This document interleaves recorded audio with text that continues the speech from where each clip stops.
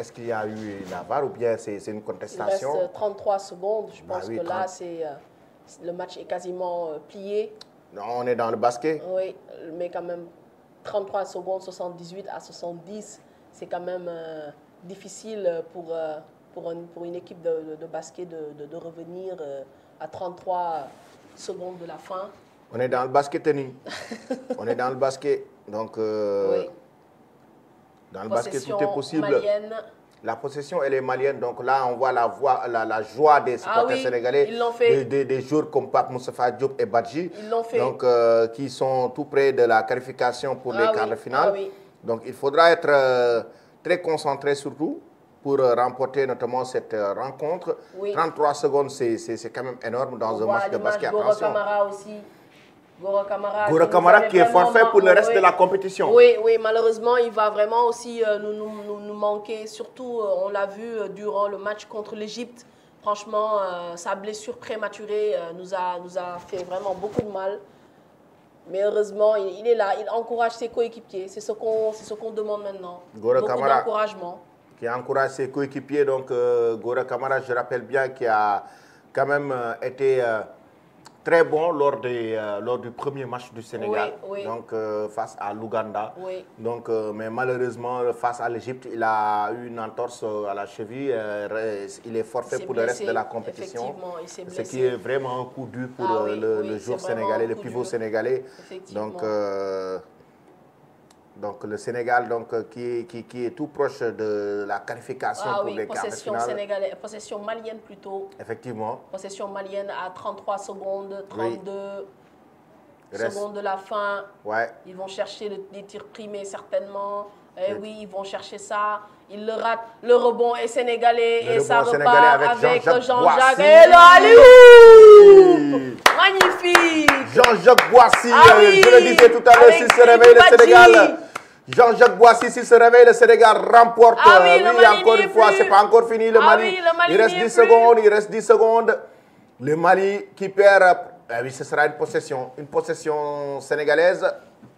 C'est terminé pratiquement. Oui, c'est terminé. Et c'est fini. C'est terminé. La victoire du Sénégal. Le Sénégal une victoire difficile des Lions de la Teranga qui décroche la qualification de 10 points d'écart. Comment le Sénégal est arrivé à 10 points d'écart, 80-70, à remporter une victoire face à cette équipe malienne de 80-70. Ce n'était pas du tout évident. Le Sénégal qui remporte la victoire et décroche la qualification pour les quarts de finale de cette compétition qui est l'Afro-Basket masculin 2025. Oui, il fallait en fait beaucoup de concentration, surtout durant les 2 derniers quarts-temps. On a vu quand même une équipe sénégalaise qui a carrément changé lorsqu'en fait nous revenons de la mi-temps. Certainement, plusieurs choses ont été dites dans les vestiaires et c'est ce qui a fait quand même le réveil de cette équipe sénégalaise. On a vu aussi des joueurs qui ont pris leurs responsabilités. En l'occurrence, on l'a vu de suite à l'image, le capitaine Branco Badjo, aussi Jean-Jacques Boissy, le MVP de la 5e édition de la balle. Franchement, une équipe sénégalaise qui a été vraiment conquérante, surtout durant les 2 derniers quarts-temps et surtout bien sûr durant le 4e et dernier quart-temps. On a besoin de cette équipe sénégalaise qui soit comme ça. Une équipe sénégalaise qui est motivée, une équipe sénégalaise qui est consciente vraiment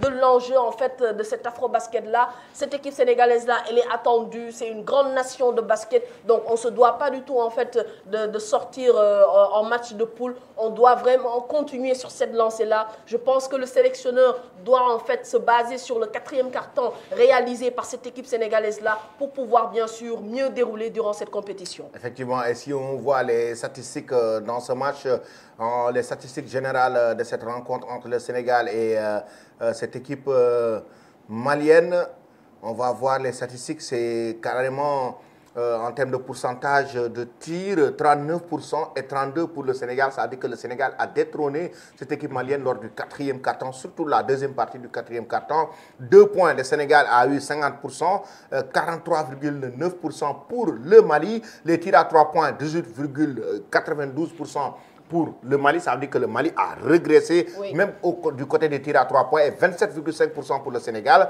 Lancé franc, 63,64% pour le Sénégal, 61,9% pour le Mali. Du côté des rebonds, 57% pour le Sénégal, et 57 rebonds pour le Sénégal, 50 pour le Mali. Les Lions ont détrôné les Aigles en fin de match. Oui, effectivement. Et là, on voit aussi que les meilleurs marqueurs du Sénégal sont Jean-Jacques Boissy et Branco Badjo. Ça montre vraiment aussi qu'ils ont vraiment pesé dans ce match-là. Ils ont pris leurs responsabilités parce que cette équipe-là aussi compte sur eux.